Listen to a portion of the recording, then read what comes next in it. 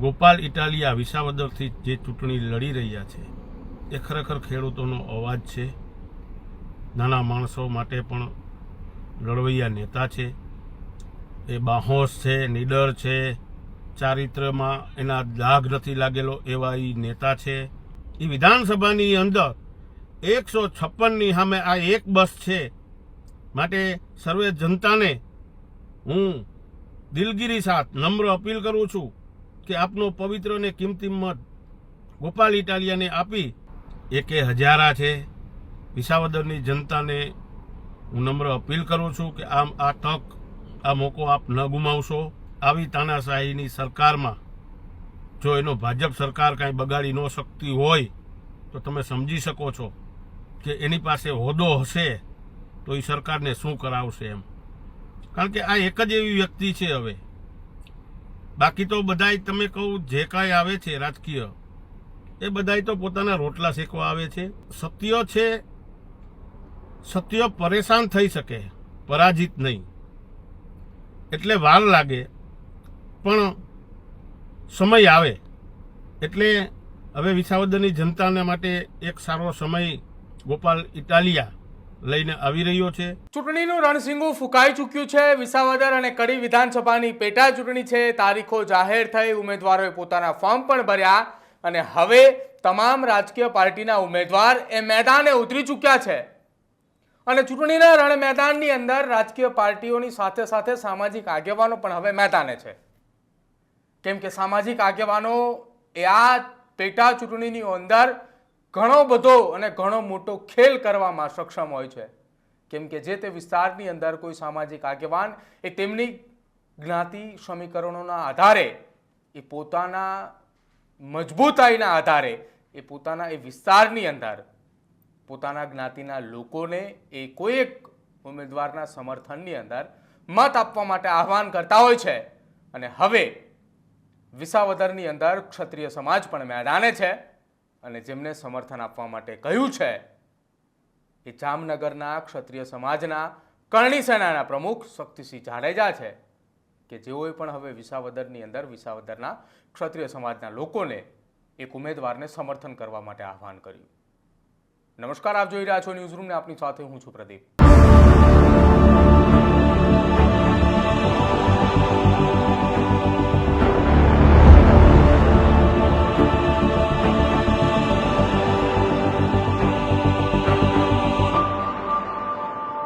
ગોપાલ ઇટાલિયા વિસાવદરના આમ આદમી પાર્ટીના ઉમેદવાર છે. ભારતીય જનતા પાર્ટીમાંથી કિરીટ પટેલ અને સામે કોંગ્રેસની અંદરથી નીતિન રાણપરિયા તમામ એ રાજકીય પક્ષે મેદાને ઉતરી ચૂક્યા છે. જો કે ગોપાલ ઇટાલિયા એ લગભગ 2 મહિનાથી ત્યાં પ્રચાર પ્રસાર કરી રહ્યા છે ને તેમના સમર્થનની અંદર ગુજરાતની આખી આમ આદમી પાર્ટી, સુરતના એ તમામ કોર્પોરેટરો, એ તમામ લોકોએ તનતોડ મહેનત કરી રહ્યા છે. જો કે કિરીટ પટેલનું અને નીતિન રાણપરિયાનું નામ એ છેલ્લી ઘડીએ જાહેર કરવામાં આવ્યું હતું ત્યારથી કોંગ્રેસ અને ભાજપના પણ મોટા ભાગના ગુજરાતના મોટા નેતાઓએ વિસાવદરની અંદર ધામા નાખી ચૂક્યા છે. જો કે હવે આ તમામની વચ્ચે ક્ષત્રિય સમાજ પણ હવે મેદાને આવ્યો છે અને કરણી સેનાના જામનગરના પ્રમુખ શક્તિસિંહ જાડેજા દ્વારા ગોપાલ ઇટાલિયાને સમર્થન કરી અને ગોપાલ ઇટાલિયાના તરફેણમાં લોકોને અને ક્ષત્રિય સમાજના વિસાવદર ભેંસાણ વિસ્તારના લોકોને મતદાન કરવા માટે તેમણે આહવાન કર્યું છે. ક્ષત્રિય સમાજના આ આહવાનથી હવે વિસાવદરની અંદર એ મામલો મેદાને છે કે વિસાવદરની અંદર પાટીદાર મતદારો સૌથી વધારે છે અને ત્યારબાદ એ અલગ અલગ જ્ઞાતિગત સમીકરણોના આધારે વિસાવદર અને ભેંસાણ વિસ્તારની અંદર મતદારો છે.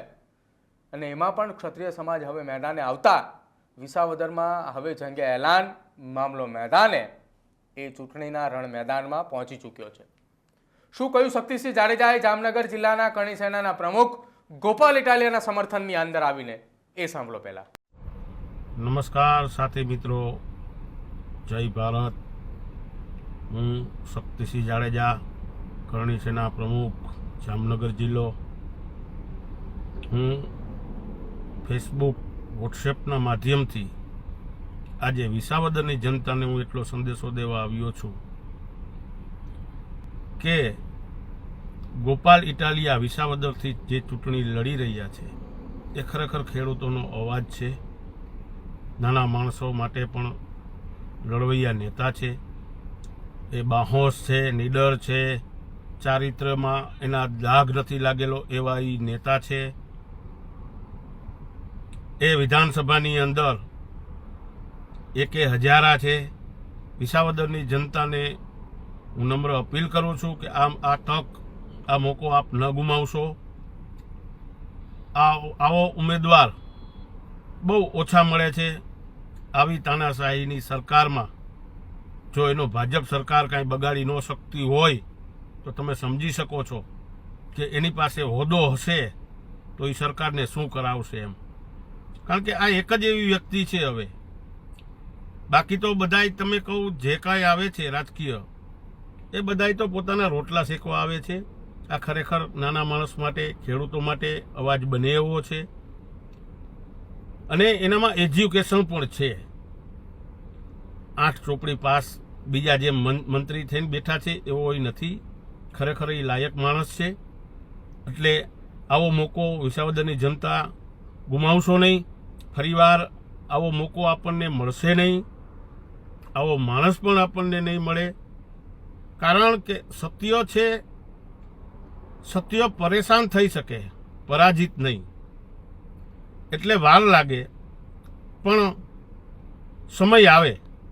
એટલે હવે વિસાવદરની જનતાના માટે એક સારો સમય ગોપાલ ઇટાલિયા લઈને આવી રહ્યો છે. તો હું બધાને વિનંતી કરું છું કે બીજે કોઈ પણ પક્ષમાં ક્યાંય મત આપશો નહીં. ગોપાલ ઇટાલિયાને બહુ જંગી મતીથી જીતાડો. વિસાવદરનો તો વિકાસ કરશે જ, પણ એ એક એવી વ્યક્તિ છે કે વાઘ બચ્ચા 100, 100 બિચારા, સિંહ બચ્ચો 1, એકે હજારા. એ વિધાનસભાની અંદર 156ની સામે આ એક બસ છે.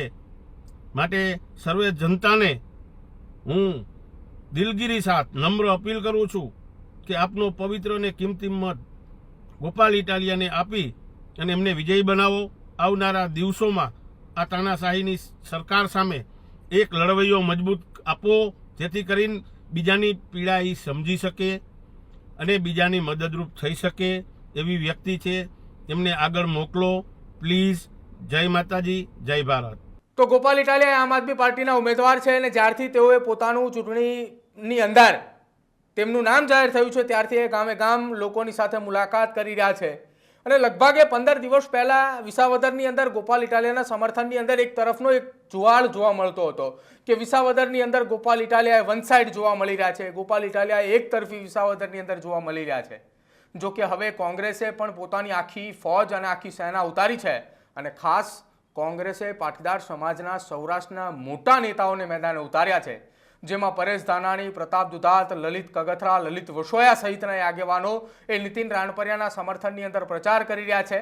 બીજી તરફ ભારતીય જનતા પાર્ટી તરફથી જયેશ રાદડિયાથી લઈને સૌરાષ્ટ્રના પાટીદાર સમાજના ભારતીય જનતા પાર્ટીના મોટા દિગ્ગજ નેતાઓને ત્યાં જવાબદારી સોંપવામાં આવી છે કે તમારે કિરીટ પટેલને અહીંથી જીતાડવાના છે. જો કે હવે આ તમામની વચ્ચે ક્ષત્રિય સમાજ મેદાને આવ્યો છે અને ક્ષત્રિય સમાજે ગોપાલ ઇટાલિયાના સમર્થનની અંદર મતદાન કરવા માટે અને ગોપાલ ઇટાલિયાને વિધાનસભામાં મોકલવા માટેનું આહવાન કર્યું છે.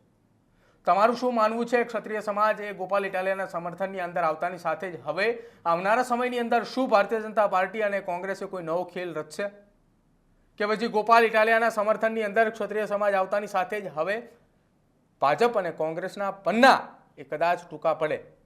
તમારું શું માનવું છે તો ખાસ અમારા કમેન્ટ સેક્શનની અંદર જરૂર જણાવજો. જોતા રહેજો ન્યૂઝરૂમ. નમસ્કાર.